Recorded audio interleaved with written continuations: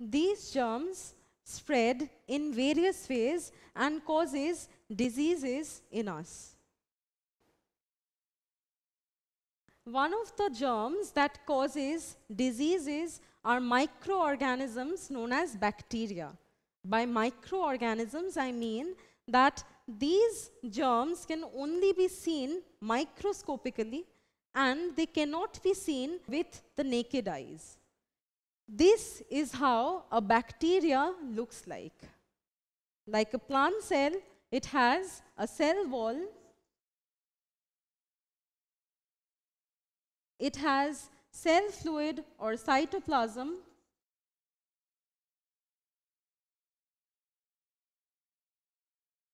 Now, unlike the cells of complex multicellular organisms, bacteria does not have membranous organelles such as mitochondria and Golgi complex, and it also does not have a compact nucleus.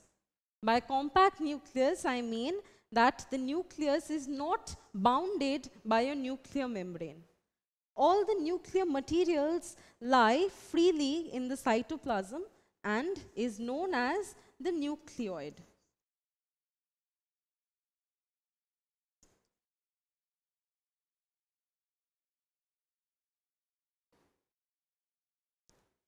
Now, when we feel sick, we feel very weak. Why is that? Because these bacteria take away the nutrition from our body. So such bacteria which lives on living organisms or living hosts and take away the nutrition from them are known as parasites. Now, there are also bacteria which derive their nutrition from dead and decaying animals like these, and such bacteria are known as saprophytes. So, bacteria can be either parasitic or saprophytic. Now, one day when you went to school, you found your classmate very ill. He was constantly coughing and he's sneezing. Now, when you came back home in the evening, even you found yourself to have this cold. You were sneezing and coughing constantly. Now, how did you contract this disease? How did this happen? Well, bacteria can be airborne. So, when he was coughing and he was sneezing, the bacteria that had infected his system got suspended in the air, and while you were breathing, these bacteria entered your system and made you sick. Now, bacteria can not only be airborne, but bacteria can be waterborne as well. Yes, they can spread through water, and that is why it is very important to drink purified water all the time. Now, how does bacteria move in the water? See, bacteria has these tail-like structures known as the flagellum, which provides motility to the bacteria. Bacteria reproduces asexually through cell division.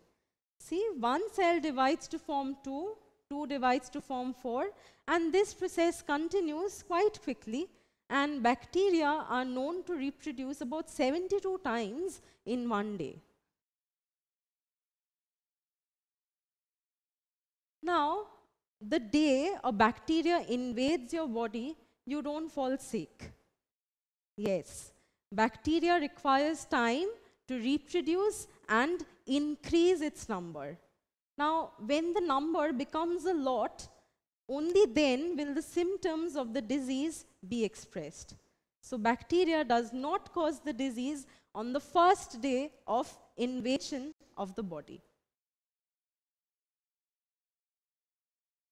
Now, let us perform an experiment. Let us keep two Petri plates with bacterial culture on them. Both of them have air inside the Petri plate. Now, the second Petri plate, it was seen that the bacteria grew and increased their number. But the first Petri plate did not show any bacterial growth. From here, it can be concluded that these bacteria can respire aerobically, that is in the presence of air, and can grow and increase their number. And these bacteria cannot respire aerobically, that is they do not or they cannot increase their number when air is present.